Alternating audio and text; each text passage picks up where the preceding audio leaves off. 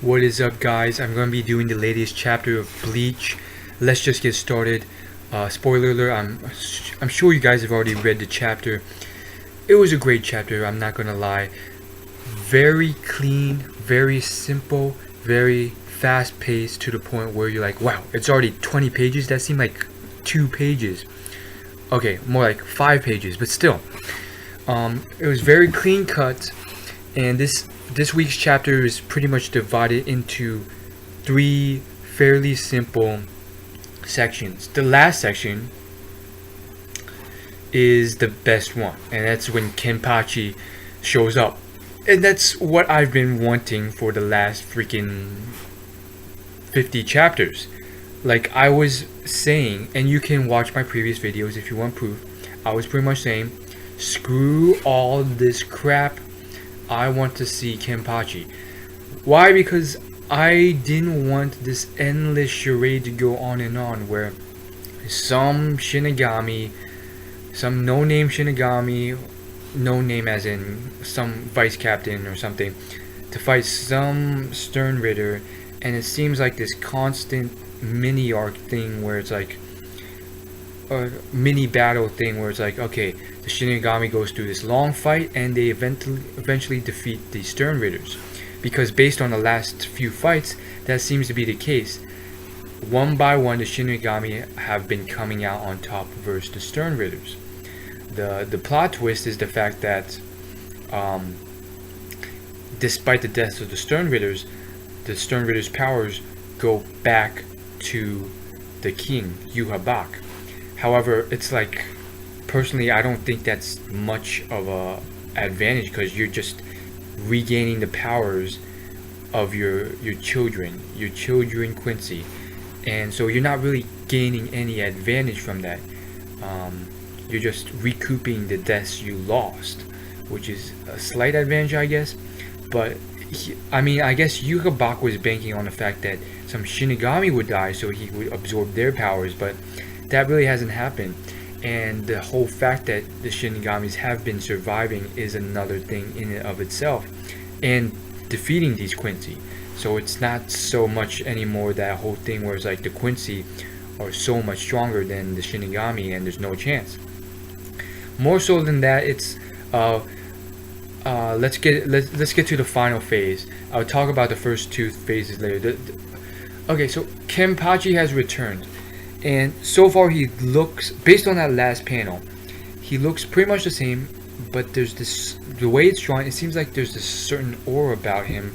Maybe it's just because I know what's going on and he's just drawn normally, but it seems like he's this certain aura, he's grown. But plot wise, we know what's happened, and this is the whole thing. Kenpachi is now freaking strong enough to grow. If I have read the manga right, and correct me if I'm wrong, what has occurred here is, first off, Shinigami live for like hundreds of thousands of years. They age slower.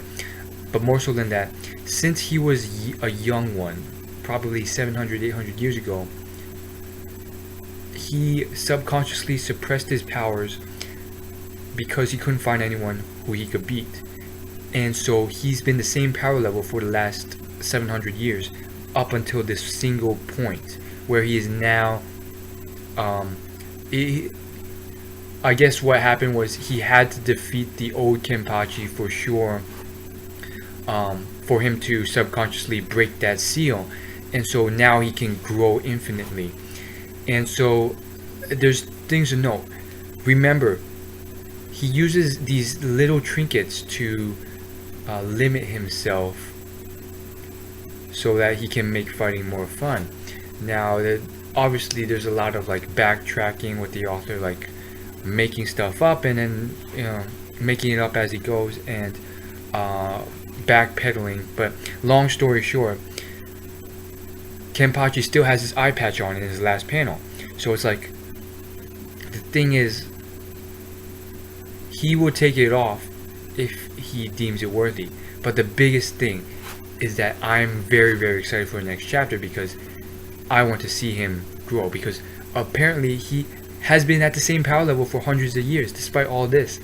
because he couldn't find anyone stronger than him, and he was like so freaking strong already, and he doesn't have a Shikai, he doesn't have a Bankai.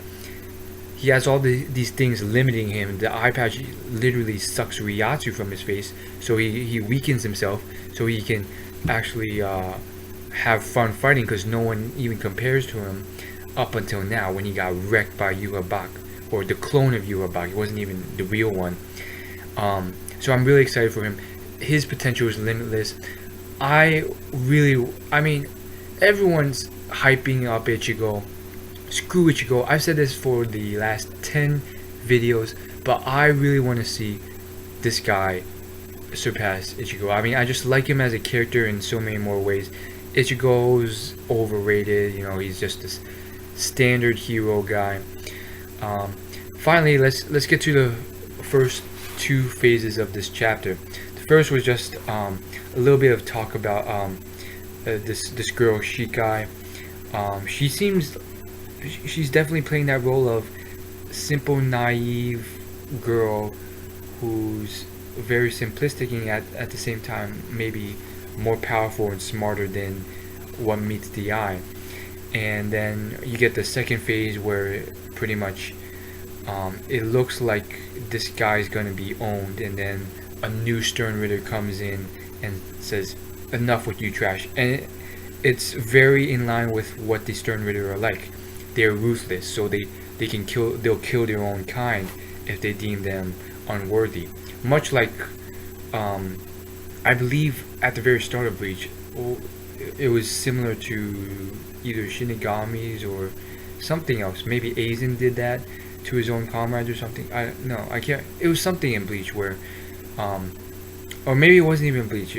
I can't remember what I'm thinking. Maybe it was just One Piece or something where, I mean, it's a common thing where the villains are very ruthless to the point where they kill their own kind if they deem them too weak, and they feel no pain, even if it's putting them at a disadvantage. They're like, you're not worth it anyways. It's definitely happened in Bleach a few times. Anyhow, so he comes in. This guy's obviously some sort of fantasy Stern Ritter. He uses fantasy, and so we get a new leaf on what the Stern Ritter are like.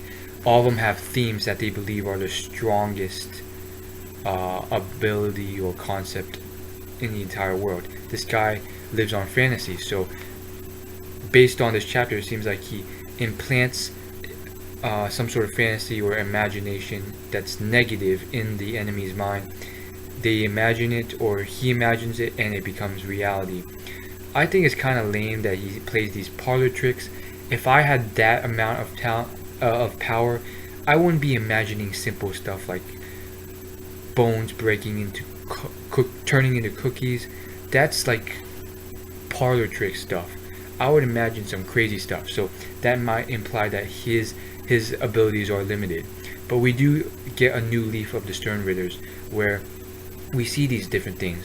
We got fire Stern Ritters, we got Stern Ritters who feed on fear and make things out of fear and use fear as their ability, and then Stern Ritters who feed on wrestling, I guess, or the hero aspect of wrestling or being a superhero and so forth.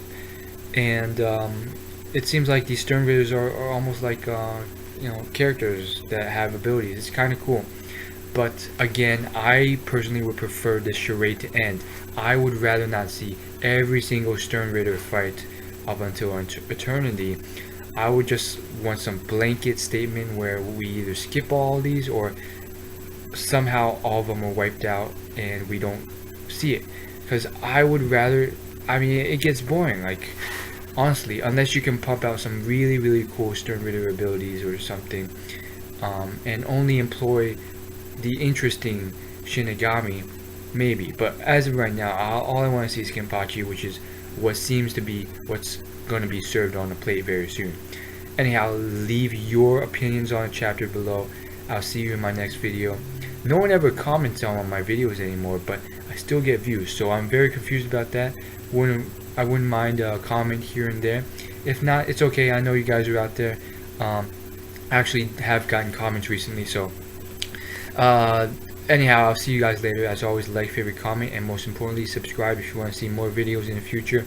It's completely free, and I'll see you in my next video. Peace.